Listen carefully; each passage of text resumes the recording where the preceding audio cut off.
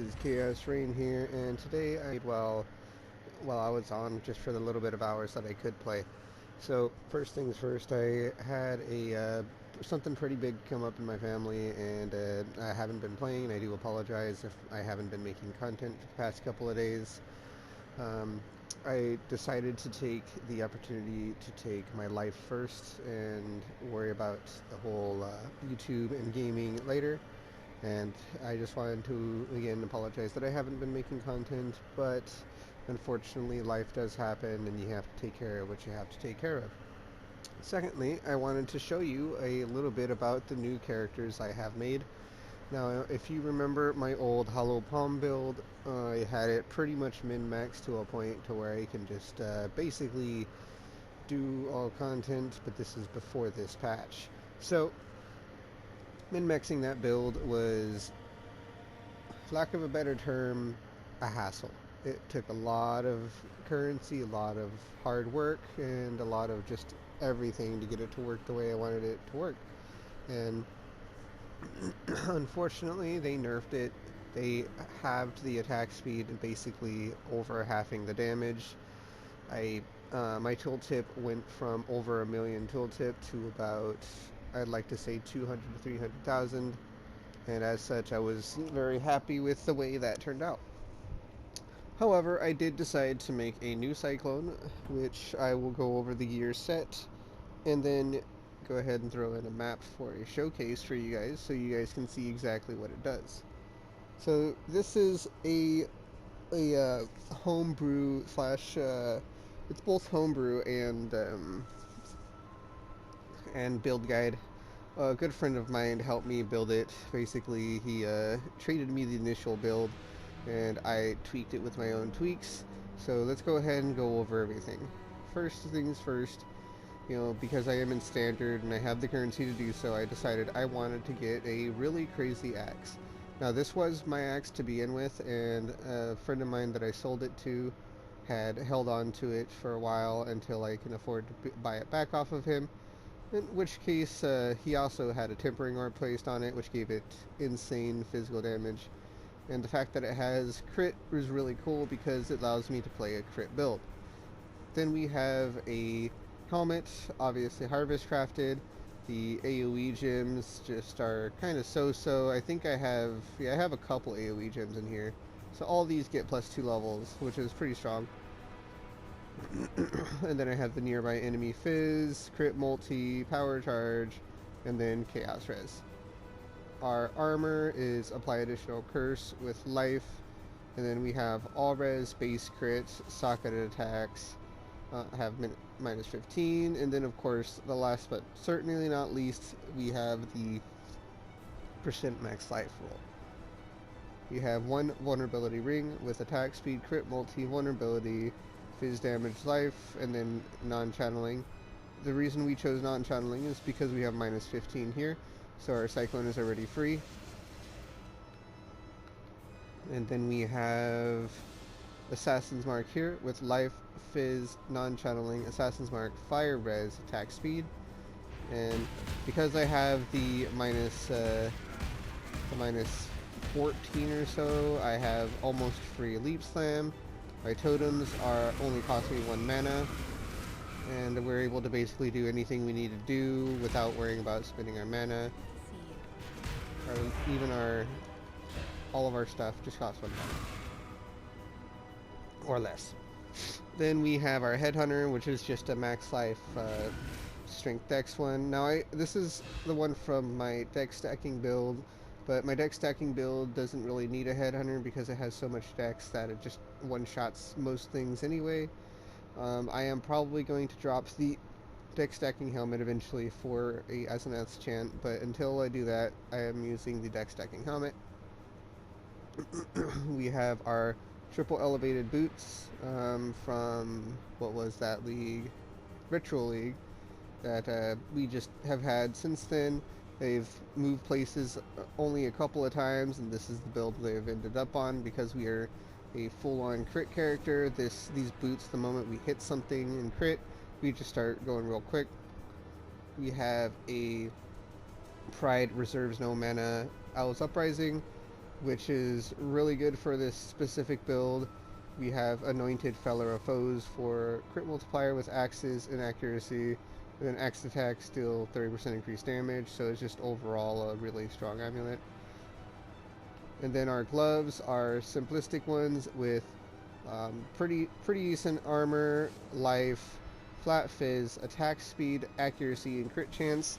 Now we chose accuracy so we can guarantee the hit and crit, and the crit chance just is icing on the cake, but the attack speed's the main thing to want here. We could do culling, but because our ascendancy has culling in it, which is right here, headsman, you can cull enemies at 20% of their HP. We basically don't really need culling in our kit. Our ascendancy is as follows. We have Bane of Legends, Headsman, Brutal Fervor, and Endless Hunger, and the choices are relatively simple. We cannot take reflected damage, so right here, that's the biggest thing here. And obviously you do get 20% more or 10% more damage if you killed recently, and then 20% more damage with hits and ailments against uniques. So it's a 30% more multiplier on your ascendancy, and then gain 10% increased attack speed for 20 seconds when you kill a very unique enemy. Gain movement speed for 20 seconds when you kill the enemy. And then overkill damages leech does life, attack speed while leeching, and you cannot be stunned while leeching, unaffected by bleeding while leeching. So basically all corrupted blood and everything like that is almost gone. Corrupted blood we still use a flask to get rid of. Then we have Brutal Fervor, which is increased maximum recovery for life leech. Life leech effects are not removed when unreserved life is filled. 10% reduced damage taken while leeching, so basically we're a little more tanky, and we're always leeching. Now our tree is relatively simple. We are taking, basically our initial path is we go straight down like this, go here for the intelligence and the mana, which is a little bit of help for the mana, but mainly the intelligence. Go down here, taking Destroyer, which is just the next node. Then we go back up here. This is where I put my Watcher's Eye. Watcher's Eye is Impale 2 hits with Fizz. We have the full Life Wheel spect. We have we go up here for Unnatural Instinct. Our Unnatural Instinct, if you can't tell, gives us an insane amount of value. Our totem placement speed for our totems. We have Strength, Dex, Fizz damage. Tri-res, block recovery doesn't really do anything, unfortunately. Reduce effective chill on us, and everything like that is just really good.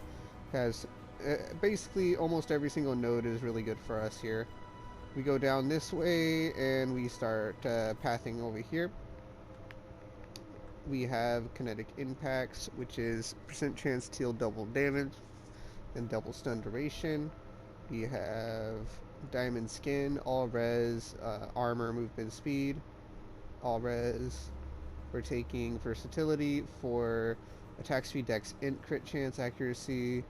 Heart of the Warrior for 20 to max life, 10% max life, 10 strength.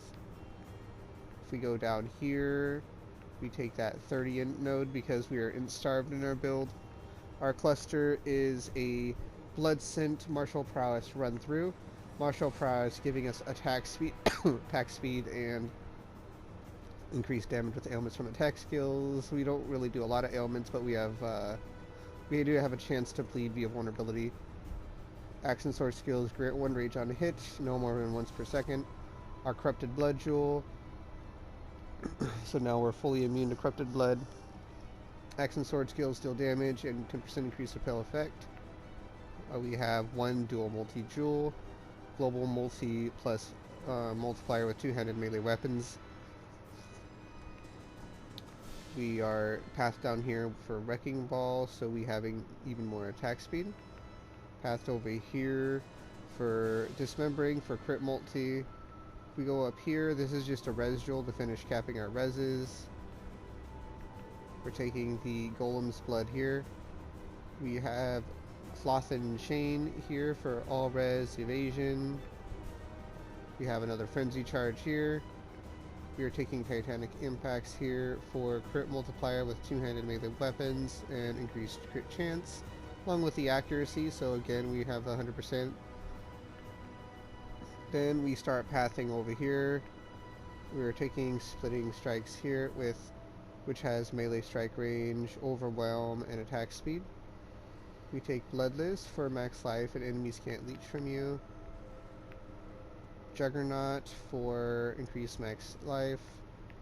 We are taking a Transcendent Flesh, which is giving us 49 crit multi, minus 40 strength, and reduced life recovery rate.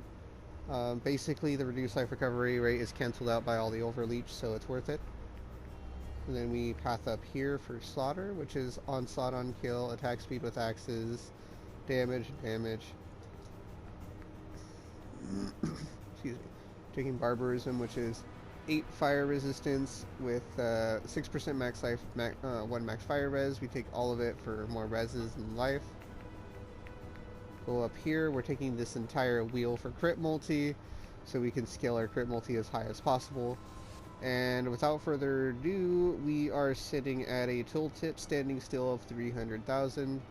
If I decide to go over here, throw these two out, start spinning, I hit 800,000 tooltip. Now, I will say this is 800,000 using my headhunter, 847,000 when everything's up. Now, if I use the other belt, which is the Rislatha's, I have over 1 million tooltip, but I wanted this to be a deli farmer / mapper, so I decided to do it that way. Let's go ahead and throw in a, what's a good map I can do? This will be fine. Let's go on to Pier. We have a good one. Let's do this one. Delirium.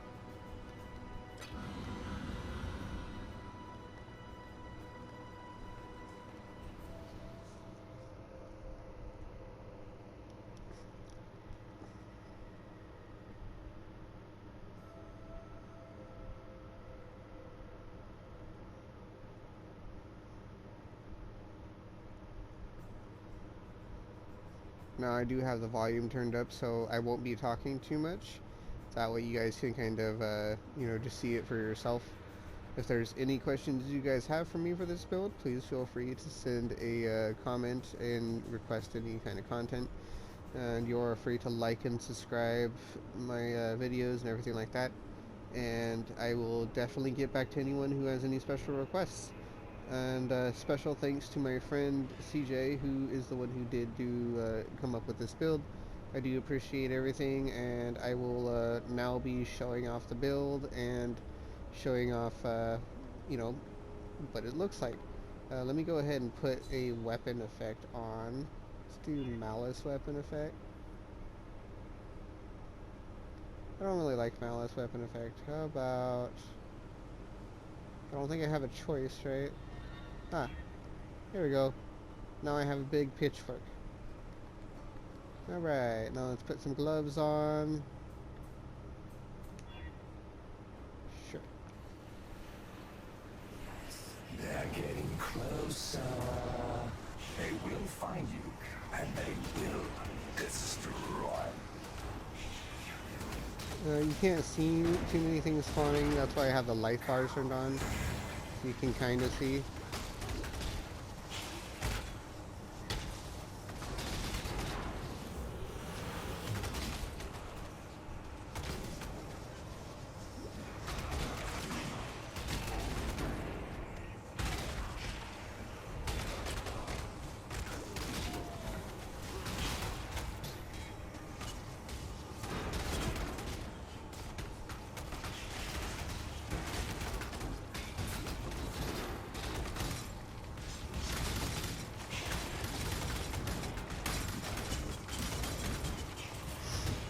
Now, if you notice, I'm actually shattering enemies. That's a headhunter buff.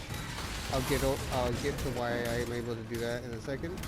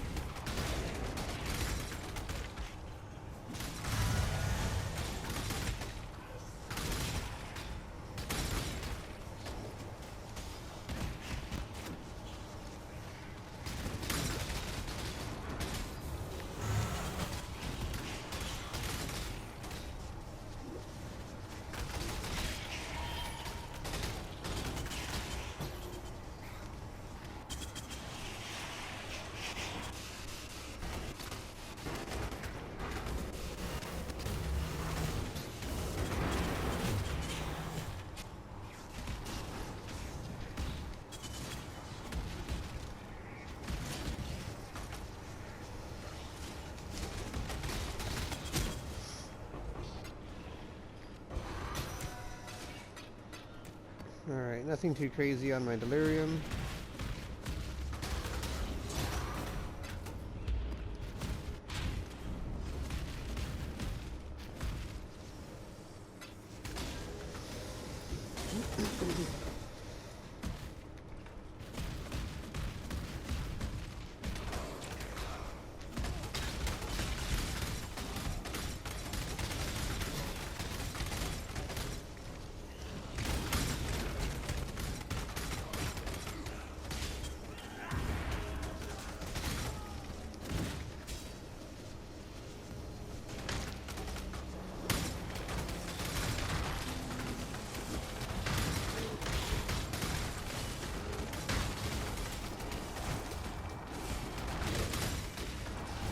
So I don't think I have immune to freeze, if I'm not mistaken. It should be the only thing that's able to stop me right now.